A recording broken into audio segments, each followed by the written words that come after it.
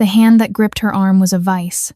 It was thick, meaty, the knuckles scarred and white. Marcus Thorne squeezed, his thumb digging into the delicate flesh just above her elbow, a cruel smile twisting his lips. He leaned in close, his breath a foul mix of stale coffee and self-satisfaction. "I think you owe me an apology," he sneered, his voice a low growl that was meant for her but loud enough for the whole diner to hear. The diner had fallen silent, absolutely silent. The clatter of cutlery, the murmur of conversations, the sizzle of the grill in the back, it all vanished. It was as if the world had taken a sharp, collective intake of breath and was holding it, waiting for the explosion. Alara stood perfectly still. She did not flinch. She did not cry out. Her gaze was fixed on the greasy spoon resting beside a half-eaten plate on the table in front of him. Her heart hammered against her ribs, a frantic bird trapped in a cage of bone. But on the outside, she was a statue of calm endurance. This was the moment, the peak of his casual, pointless cruelty. He had no idea who she was. He had no idea what promise protected her. And he certainly had no idea that the quiet man in the corner booth, the man who had been watching this entire pathetic performance with eyes as old as stone, had built an empire on the broken bones of men far more dangerous than Marcus Thorne. He had no idea that man had promised Alara's dying father that he would shield her from this exact kind of filth. He was about to find out. To understand the silence that followed, the absolute shift in the gravity of the room, you have to go back. Just 1 hour.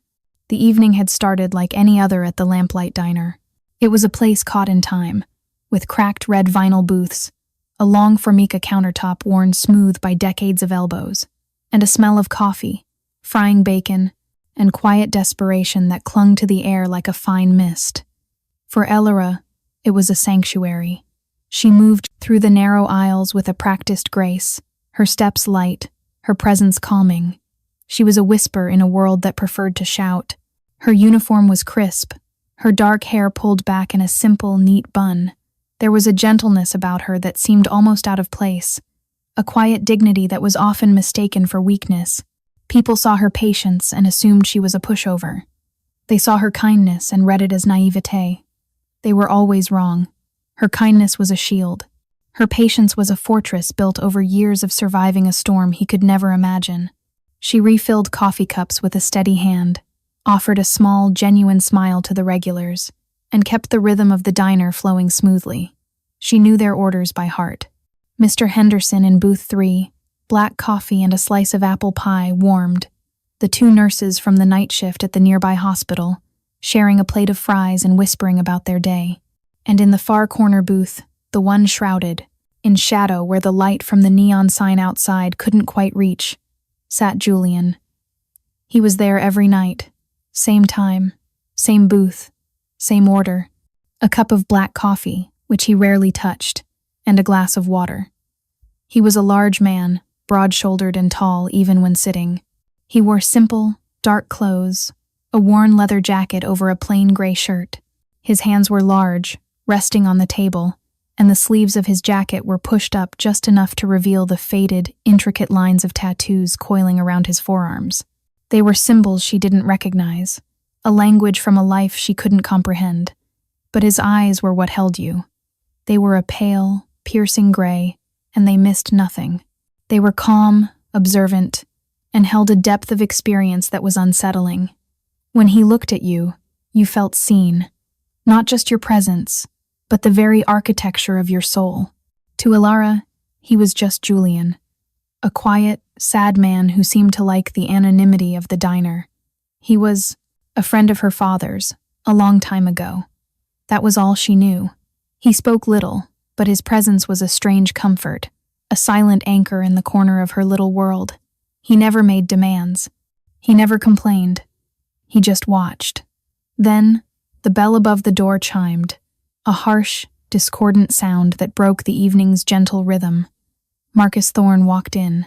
He didn't so much enter the diner as conquer it. He was a man who took up too much space, his swaggering walk a declaration of his own importance.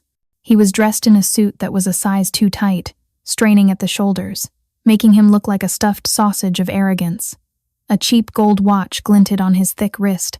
His face was fleshy, perpetually flushed, with small, piggish eyes that scanned the room with a look of bored contempt. He was a former cop, kicked off the force for excessive force complaints, a fact he spun into a story of being too tough for the bleeding hearts. Now he ran a so-called security consulting firm, which was little more than a protection racket, squeezing monthly payments from the small businesses in the neighborhood. The Lamplight's owner, a timid man named Sal, paid him dutifully. That payment, in Marcus's mind, bought him ownership of the place and everyone in it. He slapped his hand on the counter, making the salt shaker jump. "Service!" he barked, though Alara was already walking toward him. "Good evening," she said, her voice soft but clear. "What can I get for you?" He looked her up and down, a dismissive sneer on his face. "Coffee, black, and make sure it's fresh. Last time I was here it tasted like battery acid."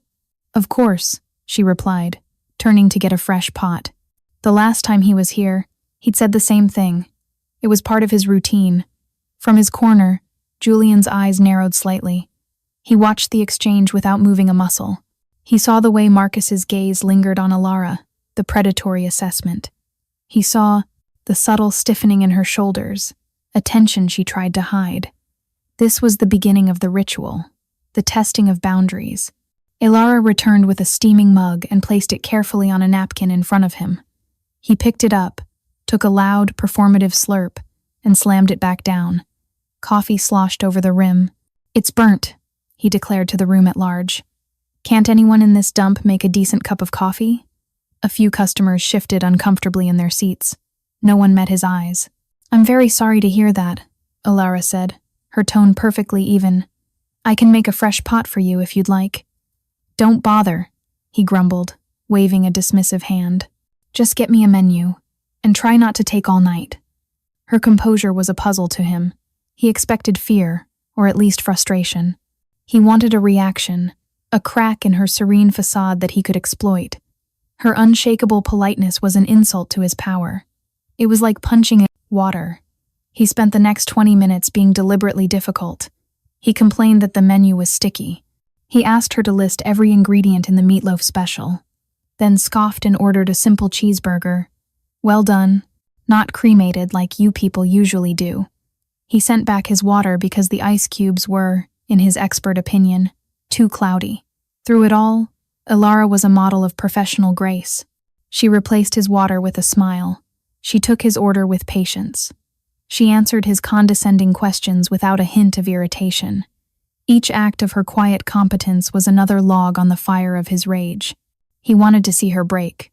He needed it. He turned his attention to the other patrons. He made a loud comment about the weight of one of the nurses.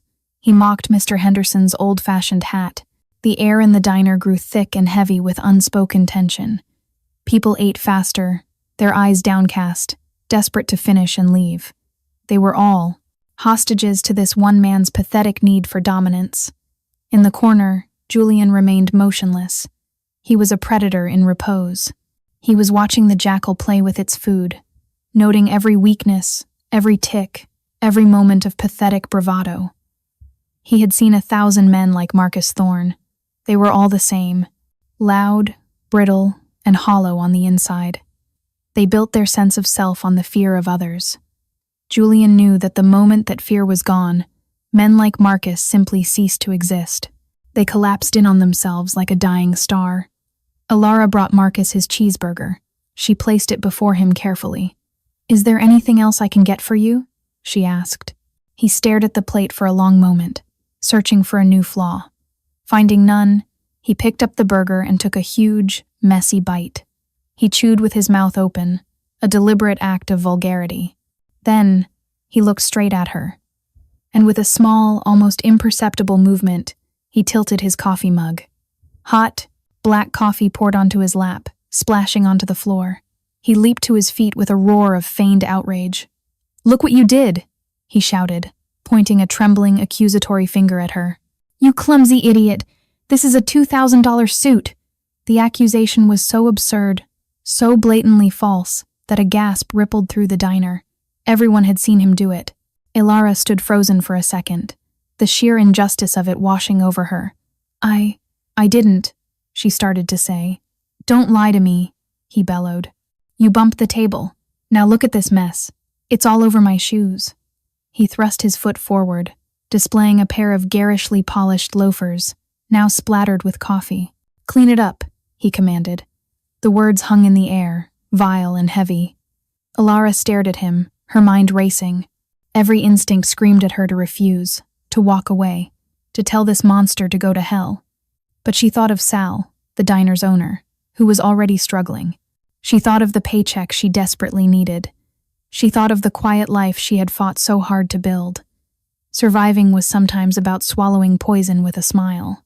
She took a deep breath, her face a mask of neutrality. "Of course," she whispered. She retrieved a cloth from behind the counter and knelt down in front of him. The humiliation was a physical thing, a hot spike in her gut. She could feel the eyes of every person in the diner on her, a mixture of pity and shame. Their shame for not intervening, her shame for kneeling. As she reached for his shoe, he shifted his weight. His foot jerked forward, a supposed accident, and caught her on the shoulder. It wasn't a hard kick, not enough to cause real injury, but it was enough to knock her off balance. She fell sideways, catching herself with one hand on the grimy floor. That was it. The final straw. The ultimate degradation. Slowly, she pushed herself back up, her face pale but her eyes blazing with a cold fire he had not seen before. She stood up, the damp cloth still clutched in her hand. "I think you should leave," she said, her voice quiet but ringing with newfound steel. Marcus laughed. A loud, ugly sound. "Or what?" he taunted, stepping toward her, invading her space. "You'll spill something else on me?" He reached out and grabbed her arm. And that is when the world stopped. That is when the silence fell. And that is when, from the darkest corner of the diner, a chair scraped against the floor. The sound was not loud. It was a soft, deliberate rasp of wood on linoleum. But in the dead silence of the room, it was a thunderclap. Every head turned. Julian rose from his booth. He unfolded himself slowly, deliberately, like a man with all the time in the world. He was taller than anyone had realized, his frame broader, more imposing. The cheap lighting of the diner seemed to shrink away from him, deepening the shadows that clung to his worn leather jacket. He placed a few crumpled bills on the table to cover his untouched coffee, his movements economical and precise. Then, he turned his head, and his pale gray eyes fell upon Marcus Thorne. It was not a look of anger. It was not a look of aggression. It was a look of absolute, soul-chilling finality. It was the look a geologist gives a rock before he brings the hammer down. A look of pure, dispassionate assessment just before an act of irreversible change. The air in the room changed. It was a physical shift, as if the barometric pressure had plummeted. The stale, greasy air suddenly felt thin and cold. The fear that Marcus had so carefully cultivated, the fear that had been directed at Alara, suddenly lost its anchor. It detached from her and, like iron filings to a magnet, it swiveled and locked onto a new target. Marcus felt it as a cold prickle on the back of his neck. He was still holding Alara's arm, but his grip had slackened. He looked at Julian, a flicker of confusion in his piggy eyes. He saw just an old man in a leather jacket. A nobody. "Got a problem, Grandpa?"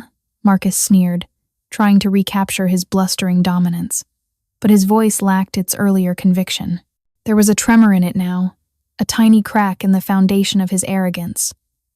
Old Man Hemlock, the cook, peeked his head out from the kitchen window. His face, usually ruddy and cheerful, was as white as a sheet. His eyes were wide with a terror that was rooted in memory. He recognized Julian. He knew the stories.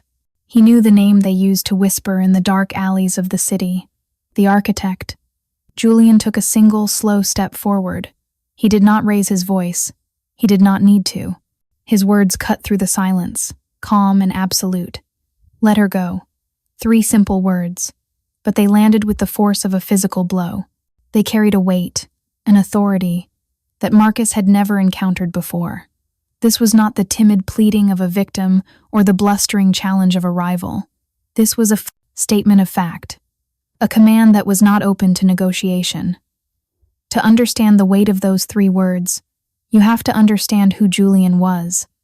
You have to understand the life he had buried. 20 years ago, Julian wasn't a quiet man drinking coffee in a rundown diner. He was Julian Thorne, no relation to the sniveling creature in the diner, a bitter cosmic irony but known to the city's underbelly by a single, chilling moniker: the Architect. He did not rule his criminal syndicate like a thug. He ran it like a nation. It was an organization built not on fear, but on a complex and unshakable system of loyalty, debt, and mutual respect. He was a master strategist, a visionary of the underworld. His operations were intricate, precise, and almost always invisible to the law. He wasn't a gangster. He was a CEO of a shadow empire. His code was simple and absolute. You do not harm children. You do not betray the family. And you protect your own, always. His people were not his employees. They were his responsibility. He was known for his quiet generosity to those under his protection and his terrifying, methodical retribution against those who crossed him. Violence, for Julian, was never an act of passion. It was a tool, a scalpel to be used with surgical precision, only when absolutely necessary to remove a cancer from his organization. He found loud, brutish men like Marcus Thorne to be distasteful. They were amateurs. Their cruelty was clumsy, their power illusory. True power, Julian knew, was control. Control of yourself. Control of the situation. Control of the outcome. He had it all: wealth, power, respect, fear. And he had a daughter. Her name was Lily. She was the sun in his dark world. She had his gray eyes but her mother's gentle smile. She was everything good and pure that he was not. For her, he was trying to get out. He had been slowly, carefully dismantling his own empire, trying to transition into a legitimate life, a peaceful life. He was almost there. But the underworld does not allow for peaceful retirements. A rival, a brutish upstart who mistook Julian's methodical withdrawal for weakness, decided to make a move. They didn't come for him in a boardroom. They didn't challenge his operations. They came for him at his home. It was a storm of bullets and shattered glass. Julian fought back with a cold, terrifying efficiency. Alongside him was his most trusted friend, his right hand, a man named Michael. Michael was Ilara's father. Michael was a scholar, not a soldier, but his loyalty to Julian was absolute. He had been with him from the beginning, the quiet strategist who helped the architect draw his blueprints. They held them off, but not before a single, stray bullet found its way through a window and into Lily's room. She was only 10 years old. The empire Julian had built turned to ash in his mouth. The power, the money, the fear he commanded it was all meaningless in the face of that terrible silence from his daughter's room. Michael died in his arms on the lawn, shielding Julian from a final, desperate volley of gunfire.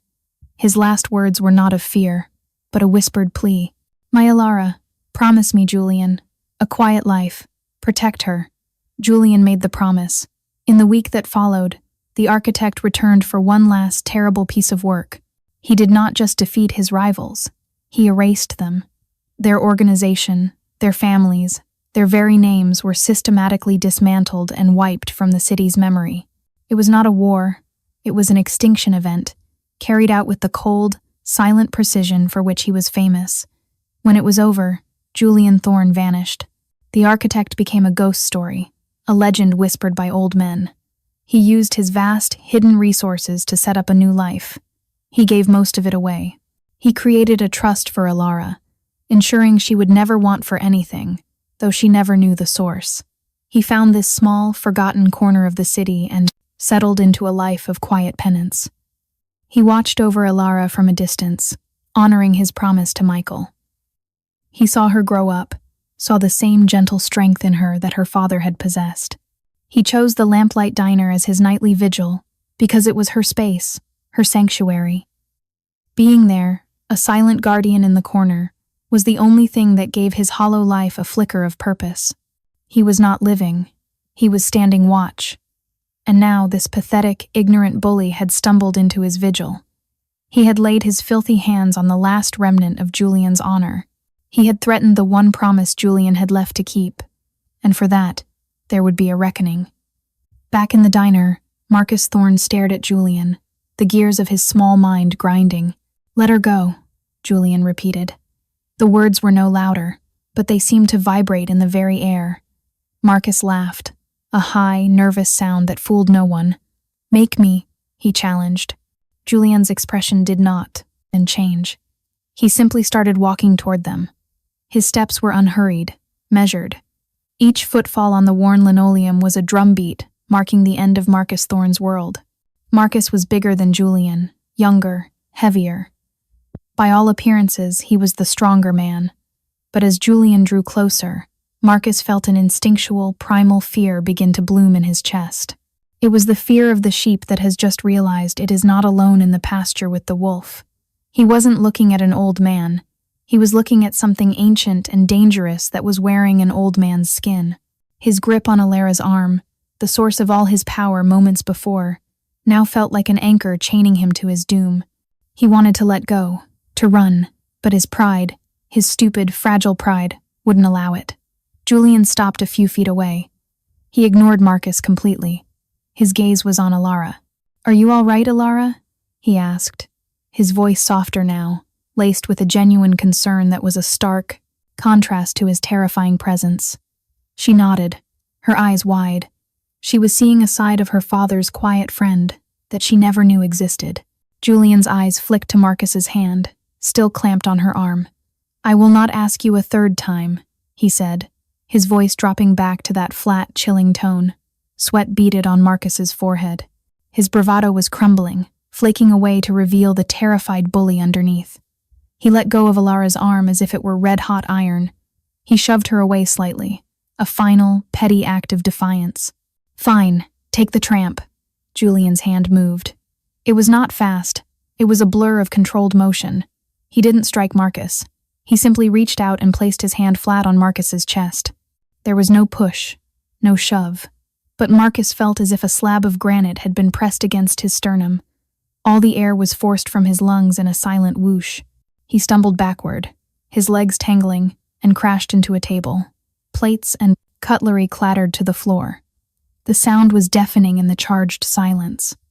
Marcus lay there, gasping for breath, his face a mask of shock and disbelief. Julian hadn't even looked at him. His focus was entirely on Alara. He gently took her arm, the one Marcus had been gripping, and turned it over, examining the red marks his fingers had left behind. A flicker of something truly dangerous crossed Julian's face then. It was a brief, terrible storm that passed as quickly as it came. He looked up from her arm and his eyes finally, truly, settled on the wheezing man on the floor. "What is your name?" Julian asked. The question was not a pleasantry. It was an indictment. "None of your damn business," Marcus wheezed, trying to regain some semblance of dignity. "Your name," Julian repeated, "is Marcus Thorne. You were a police officer for 6 years, dishonorably discharged after 3 separate internal affairs, investigations into assault and evidence tampering. You now run a company called Thorne Security, a consulting firm with exactly 1 employee, you. Your business model consists of intimidating small business owners into paying you a monthly fee in exchange for you not vandalizing their property. Sal, the owner of this diner, pays you $300 a month. Last week, you collected from the bakery down the street. The owner, an elderly woman named Mrs. Gable, was short $50. You accidentally knocked over a tray of her cooling pastries on your way out." Julian paused. Each fact was delivered in a calm, level monotone, as if he were reading a grocery list. The color drained from Marcus's face. He was looking at Julian now, not with confusion, but with pure, unadulterated terror. "How? How do you know that?" he stammered. "It is my business to know things," Julian said simply. He then turned his attention to the rest of the diner, his voice carrying to every corner. "I would like to ask a question of the people here tonight," he announced. "This man claims the young lady was clumsy and spilled his coffee. Did anyone see what happened?" For a moment there was only silence. The patrons were still caught between their old fear of Marcus and their new, more profound fear of Julian. Then, a voice piped up from booth 3. It was Mr. Henderson, the elderly regular. I saw it, he said, his voice trembling slightly but firm. He did it himself. He tipped the cup, deliberately. Another voice, one of the nurses. He did. We both saw it. He's been bullying her all night. One by one they spoke. The dam of fear had broken. A flood of testimony filled the room, each person recounting a specific insult, a specific act of cruelty Marcus had committed that evening. They were no longer a collection of frightened individuals. They were a chorus. They were witnesses. Julian listened to it all, his face impassive. He was not conducting an investigation. He was holding a trial. When they were finished, he looked back down at the pathetic man on the floor. You built your world on the belief that you are strong and they are weak, Julian said, his voice a low murmur. You enjoy making people feel small, because you live in constant, gnawing fear of your own insignificance. Your power is an illusion, propped up by the silence of good people who are afraid to speak up. He took a step closer. But the silence is broken now, Marcus. Your world is over. Marcus scrambled backward, crab, walking on the floor until his back hit the wall. Who are you? He whispered, his voice cracking. I am a man who is keeping a promise, Julian said. He then turned to Alara. His entire demeanor softened. The chilling authority vanished, replaced by a quiet gentleness. Alara, he hurt you. He humiliated you. Justice is not about what I want. It's about what is right. So I ask you, what do you want to happen to him? The entire diner held its breath.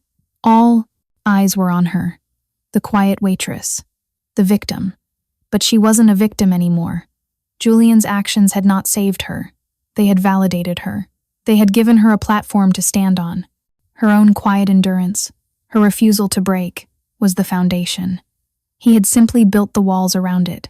She looked at Marcus, cowering on the floor, a bloated caricature of a man. She felt no hatred. She felt no desire for violent revenge.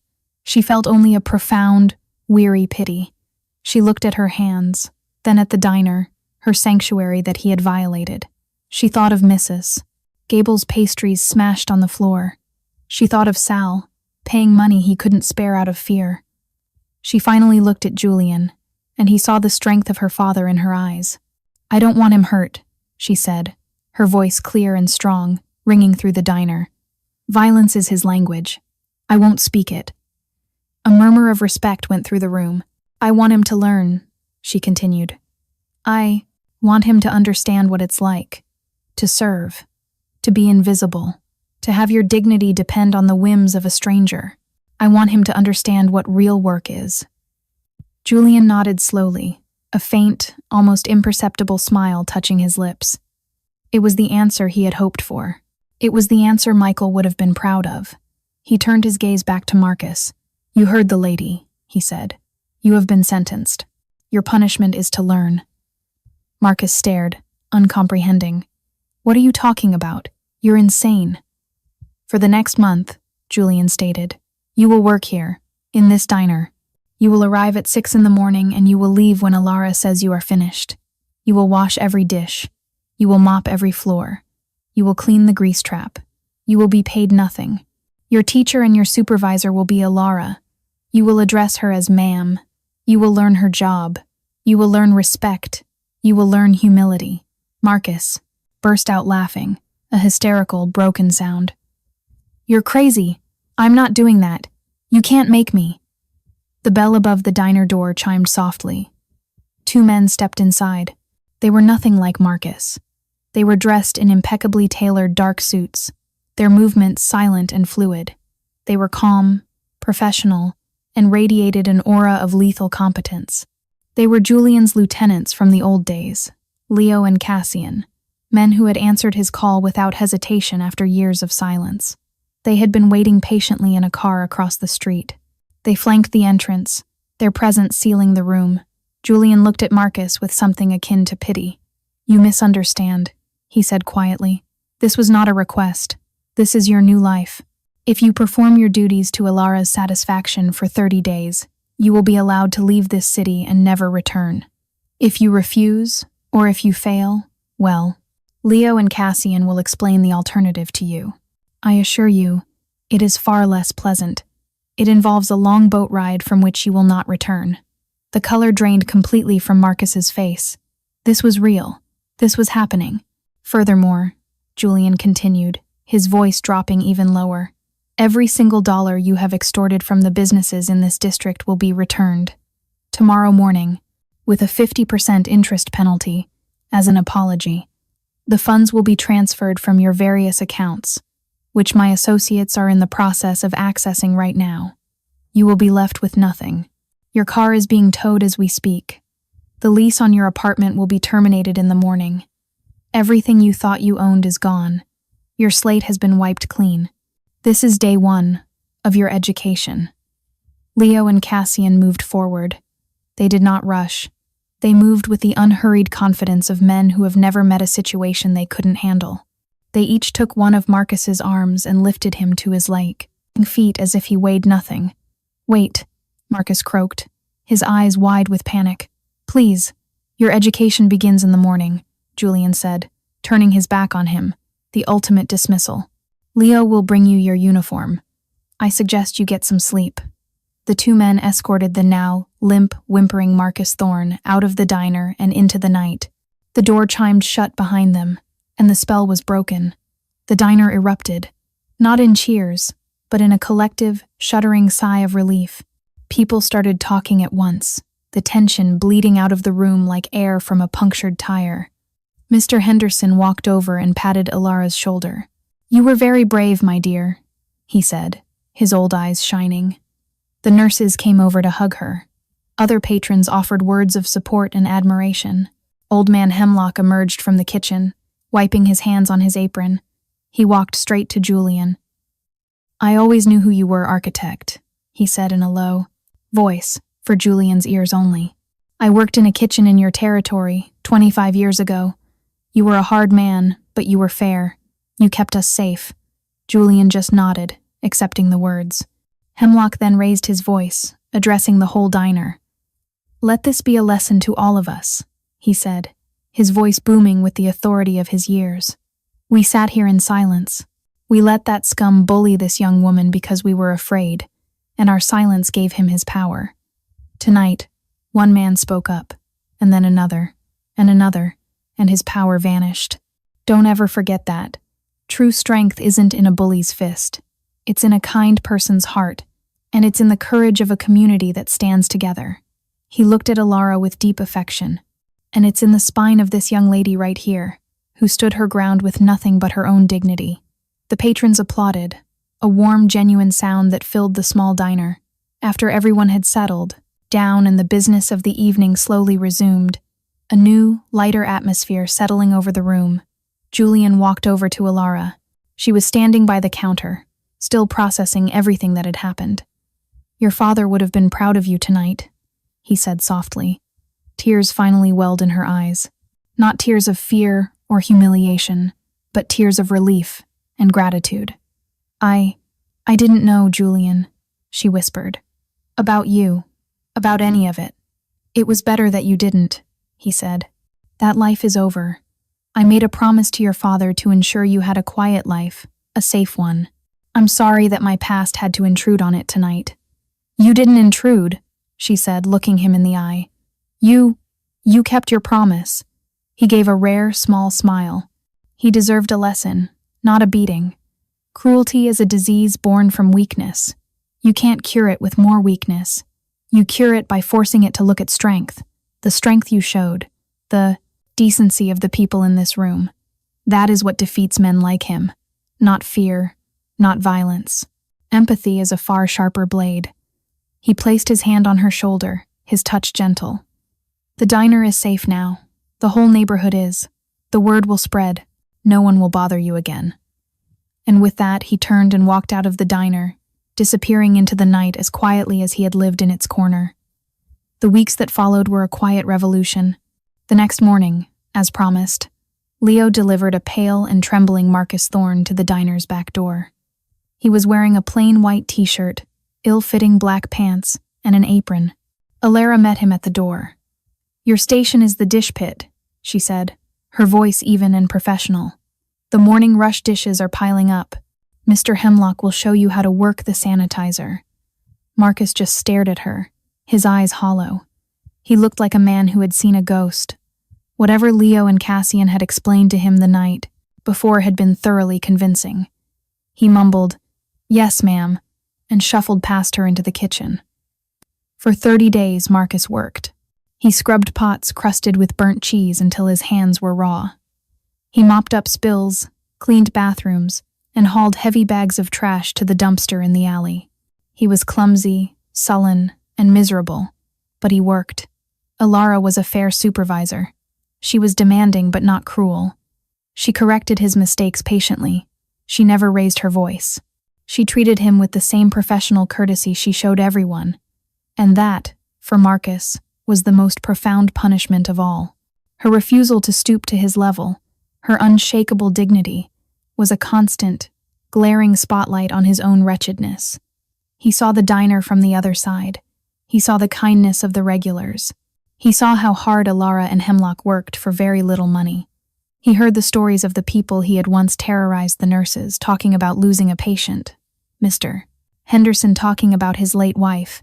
He was forced to exist inside the world he had only ever tried to dominate. He was learning their language. One afternoon, during a quiet lull, he saw Alara drop a tray of glasses. They shattered on the floor. Without thinking, he rushed over with a broom and dustpan. "I've got it, ma'am," he said, kneeling down to sweep up the shards. She looked at him, surprised. "Thank you, Marcus," she said softly. It was the first time she had used his name without a tone of instruction. In that moment, he didn't feel like a prisoner. He felt, for the first time in a long time, useful. It was a strange, unsettling feeling. The neighborhood changed, too. Word of what happened at the lamplight spread like wildfire. The story became a local legend. The quiet man in the corner became a folk hero.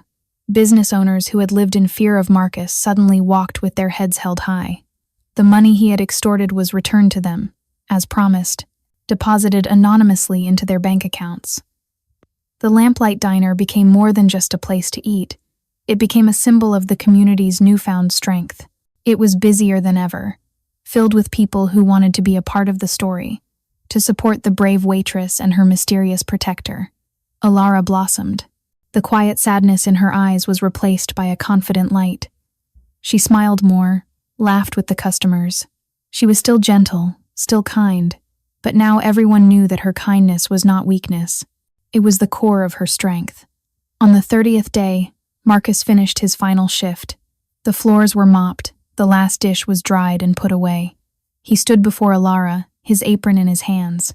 He looked thinner, humbled. The arrogant swagger was gone, replaced by a weary resignation. "My month is up," he said quietly. "Yes, it is," she replied. She handed him an envelope.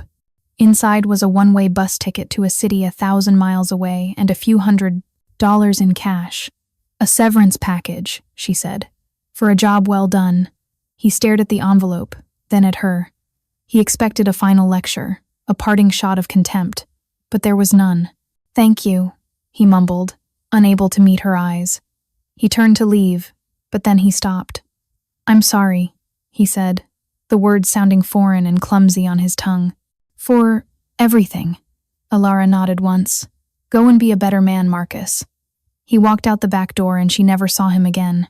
Later that night, long after closing, Julian was sitting in his usual booth. The diner was dark and quiet. Alara sat across from him, sipping a cup of tea. "He's gone," she said. "I know," Julian replied. They sat in a comfortable silence for a while. "What will you do now?" she asked. "Keep my promise," he said, his gray eyes soft in the dim light. "I'll be here, watching." "You don't have to," she said. "I'm not afraid anymore." "I know. You're not," he said. "But a promise is a promise, and your father was my friend. Besides," he added, a hint of a smile on his face, "Hemlock has started saving me a slice of the cherry pie. It would be a shame to miss that." Alara smiled, a real radiant smile that lit up the dark diner. Her sanctuary was safe. Her life was her own. She had faced down the monster and had not become one herself. She had learned that true power wasn't about making others kneel. It was about having the strength to help them stand up. And in the quiet corner of a city that had forgotten his name, The architect, the keeper of a final, sacred promise, sat his vigil, content that the world he was guarding was finally at peace.